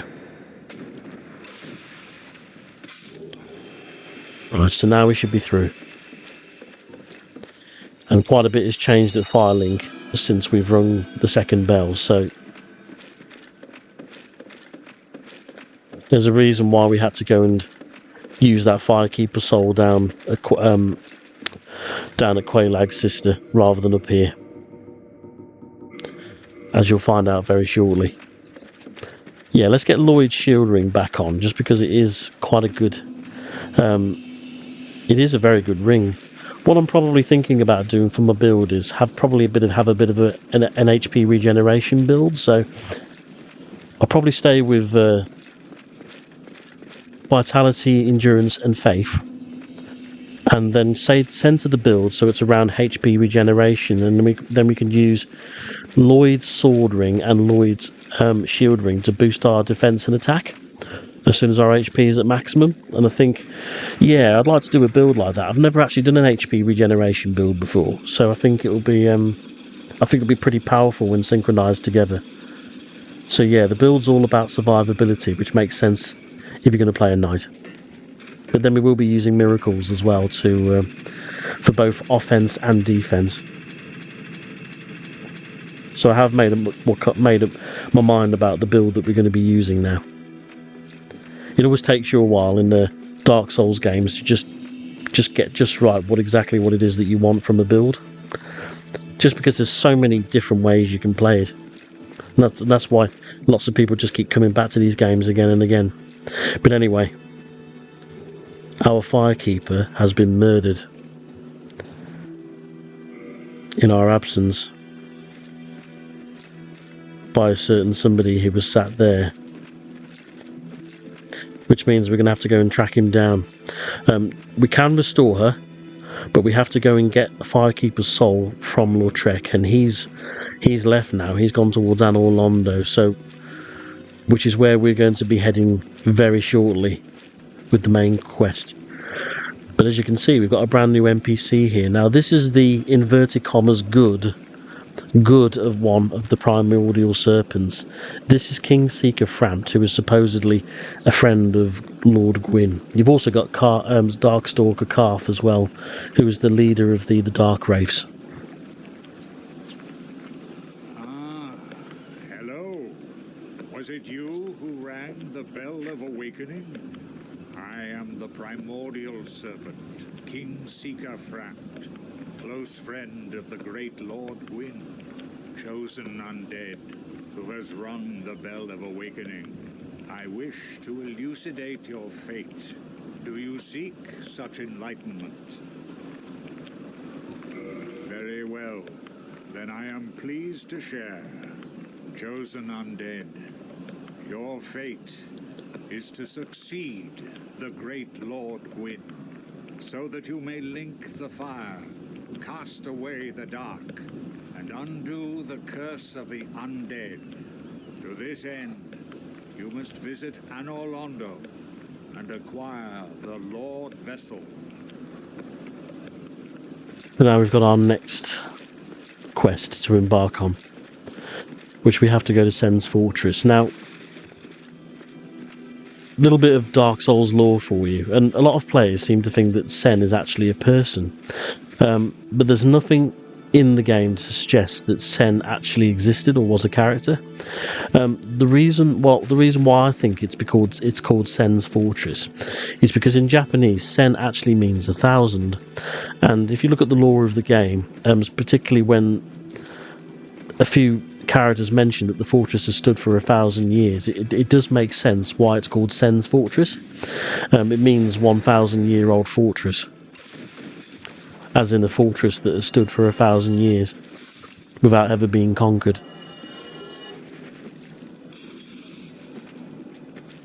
Right, we'll come over here first because there is also another NPC that has made his way to Firelink now, which is Domhnall from down in Blighttown. Now, Domhnall sells boss armor, and he also sells other quite useful utility pieces of utility equipment. You can actually buy the master key off him as well, or the ring of keys.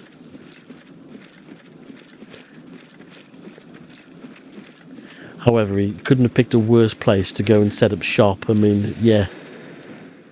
I mean, if you want to do business with people, that's really not the the best place to go and sit.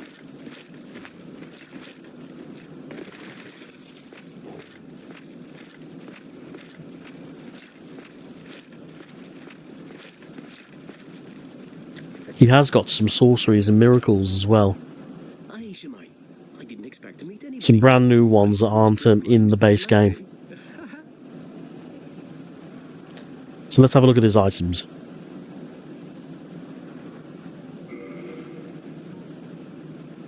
And that's the Ring of Keys. That is what the thief actually starts with. It's exactly the same as the Master Key.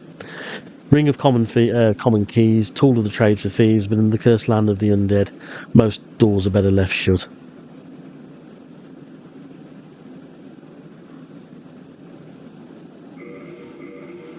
We might as well purchase it.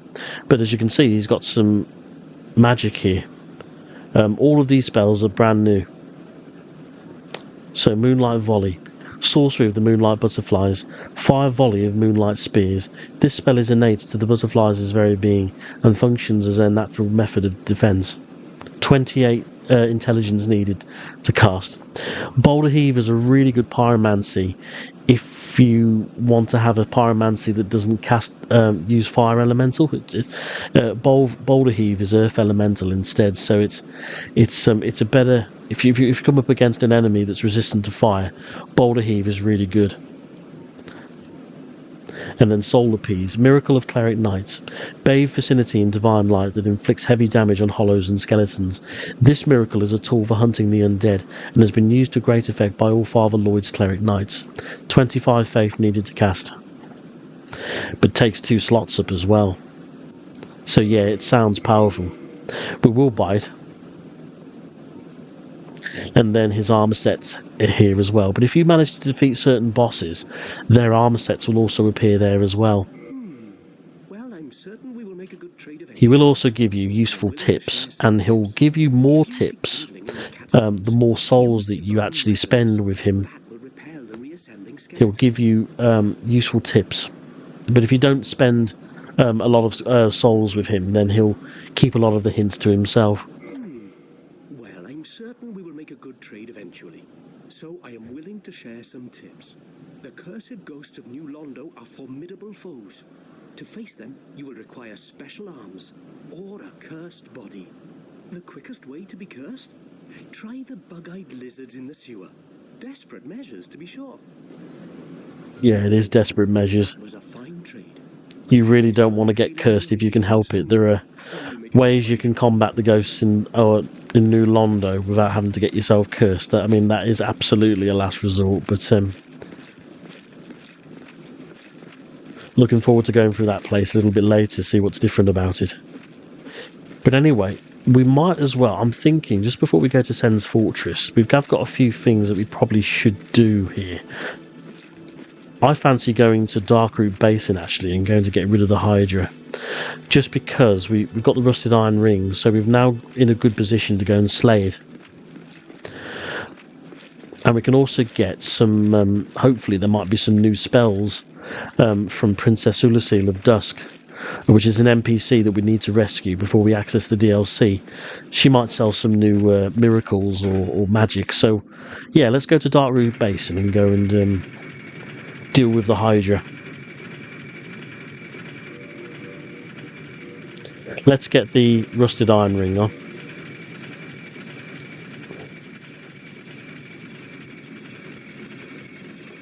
It's a shame the rusted iron ring doesn't do more than just improve your footing in swamps and lakes, but it'd be a shame if I think just for the mod, just that it had another use as well, really. But as you can see with our upgraded sword, makes quick work of that Berenike Knight now.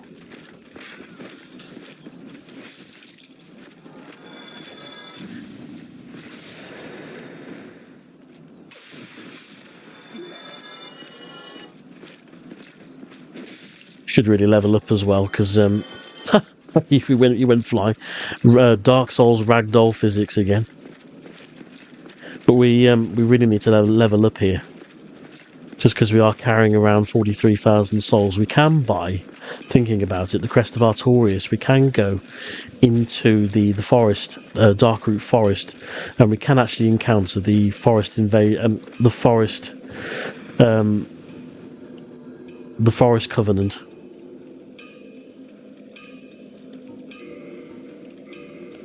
They are a PvP covenant though, so in the Age of Sunlight I imagine they're pretty much useless in terms of things that they offer, because all of the rewards of the Covenant are given through multiplayer by going in and acting as a phantom that protects the forest from invaders. So it'd be interesting if they've changed that in Age of Sunlight. I think they're the Forest Hunter Covenant. That's their name, yeah. Forest Hunter Covenant. Let's go and deal with the Hydra first. The ember that we've got, the Chaos Ember, we will be giving that to a blacksmith that resides in the catacombs. And he also makes fire weapons as well, so he's very much the blacksmith that you want to go to if you want to make fire elemental weaponry.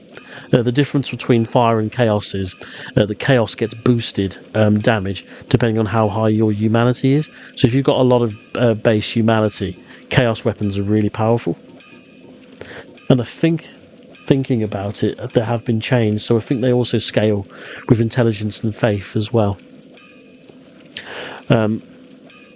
I've got to mention earlier when we were looking, because we got so many raw gems from our farming down in Blighttown, you can actually make your shields more stable if you use a raw gem. But if you do that, it will nerf the damage absorption that it has.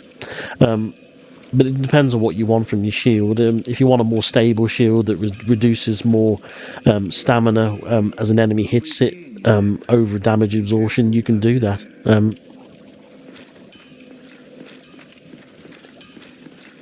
Anyway, let's go and slay this many-headed beast.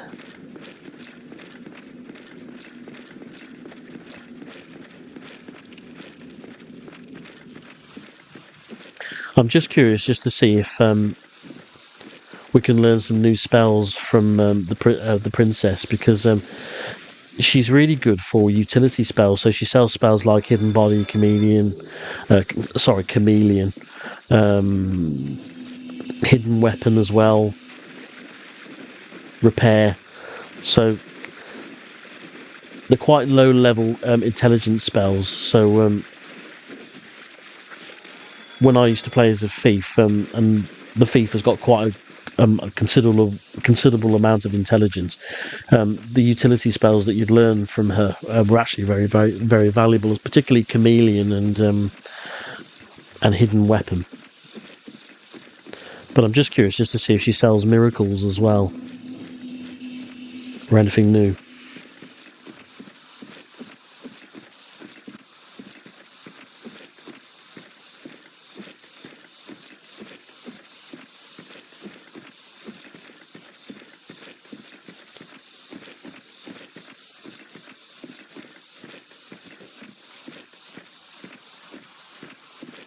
Might have to get the Morning Star out here just because these crystal golems are still down here.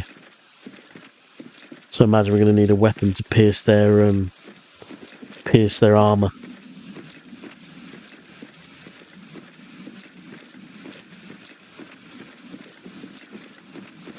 Now I've noticed in the Age of Sunlight, the Hydra doesn't try and snipe you with its magic kind of water blasts. You can actually get a bit closer before the Hydra notices you. In the base game, the Hydra will notice you from really far away, so it's very capable of sniping you. Oh, these things can inflict curse. We've got to be careful with these guys. Don't really want to get hit too many times. Yeah, we'll use the Morning Star for this.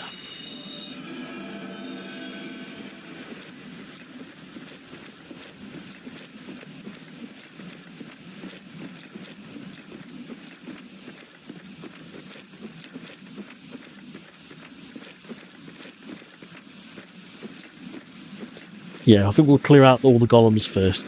You can use the Hydra's water magic blasts to hit them, but it's not very reliable. I think it's probably just best just to whack them yourself.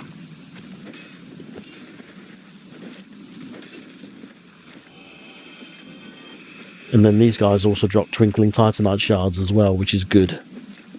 So it means we can upgrade our Restore a Straight Sword. Which we are going to be using a little bit later once we've got the stats to do it. So as you can see, you can get quite close to the Hydra before it starts lobbing its water magic at you.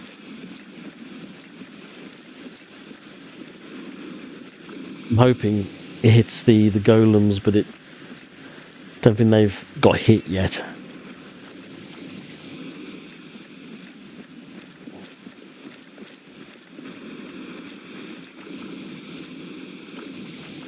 But as you can see, the Hydra, yeah, they're quite good shots.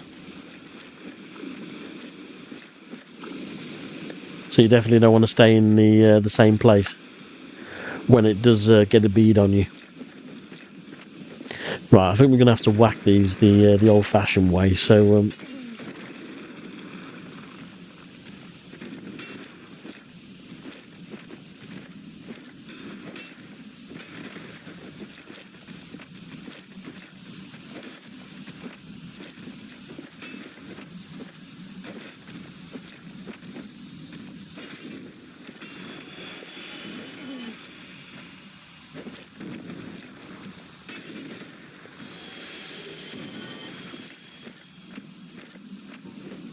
well, let's heal up quickly. And then we'll also get Magic Barrier on as well while we're approaching. Just in case some of those blasts hit us. Because they do a ton of damage if they hit.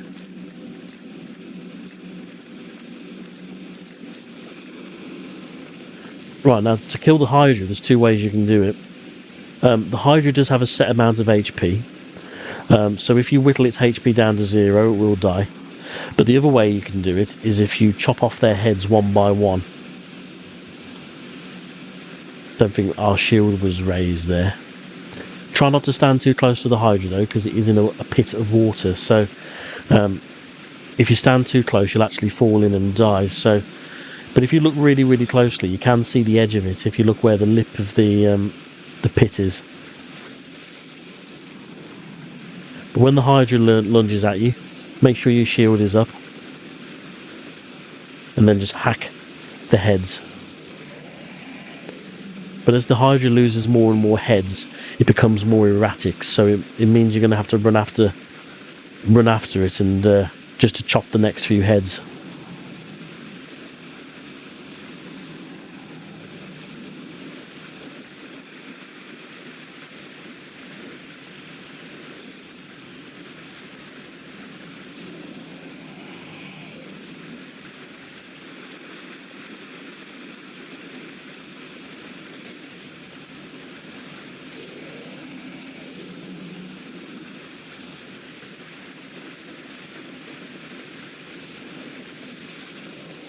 Just one more head. Is the Hydra dead? Don't think it's got any HP left. Well, it must have a small amount of HP left. Let's go and hack this head off. Yeah, we didn't actually chop that head off. We actually killed the Hydra. And then it will drop a dragon scale and the Dusk Crown Ring. Now, the Dusk Crown Ring works exactly the same as the base game. It will increase the amount of spell cast that you've got, but it will half your HP. So, not really something that we will want to be using as our build. Even for a sorcery build, it's quite risky. And then we've got another knight set.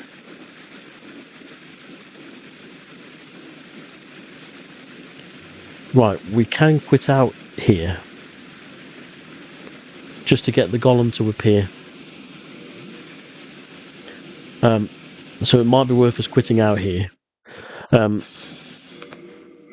Otherwise, we'd have to... Well, reloading is the fastest way to do this. Once we've... Oh, these are new enemies. What are these guys doing here? Yeah, these toads aren't normally here. These poison frogs or toads or whatever they are. They're not normally here. But at least hopefully we can get some green blossom off them. Always a good item to farm. If the stingy bastards will drop any, that is.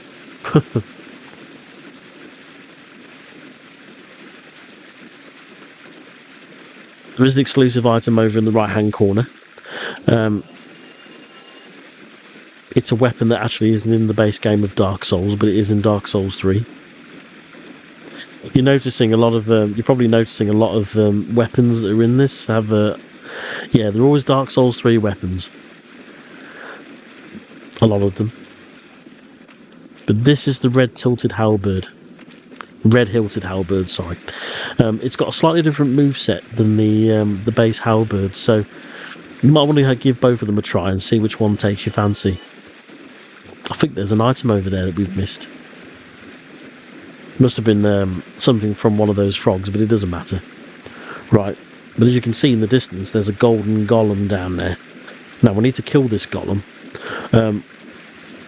One, to rescue the princess, and second, to be able to access the DLC later. Yeah, we will need to take this thing out.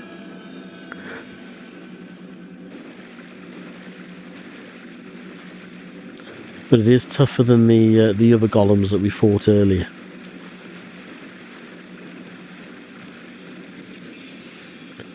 So don't get cocky.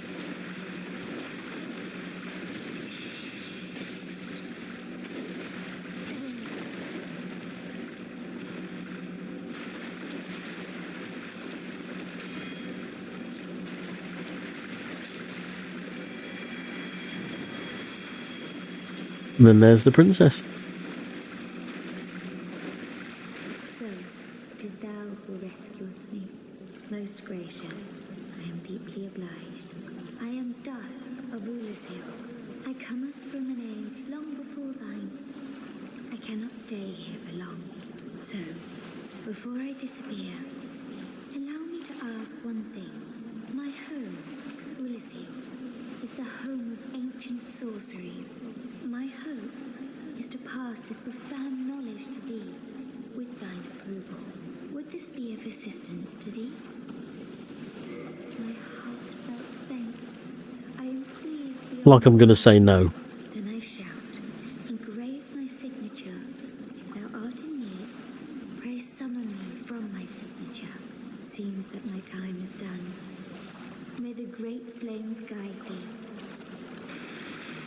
So we need to summon her at the edge of the pond, but her armor set is actually over here, so it might be worth if we can just quit out just to see if we can pick it up.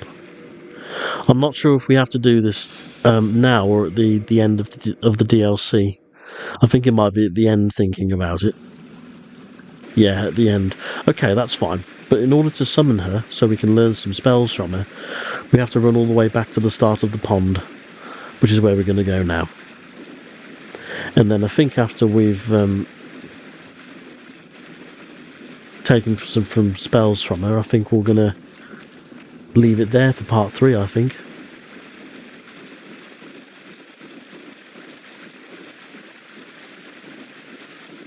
What I'll probably do in the 4th part is I'm going to use the Crest of Artorias just to access the Forest Invaders Covenant, the Forest Hunter Covenant, and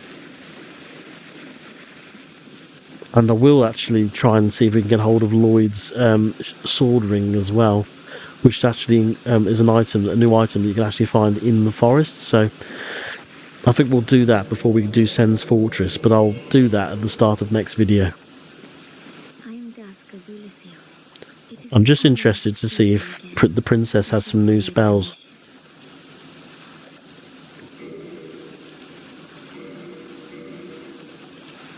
Right, so Hidden Body, Cast Light, that's all there. Cast Light, you can actually cast an infinite amount of times now, which is really good. Swiftness is a new spell. Ancient Sorcery of the Host Land of Ulusil, temporary boosted casting speed. 35 intelligence to use that. Wow. That's a damn good spell.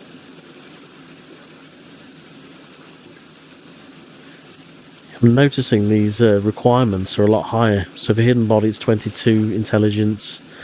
Hidden Weapons, use is 3. 19 intelligence needed. So now it says Hidden Weapons rather than Hidden Weapon, which means that in your offhand weapon it means that that's invisible as well, which is, yeah, that's quite a good buff to that spell. I think Hidden Body's 22 intelligence now.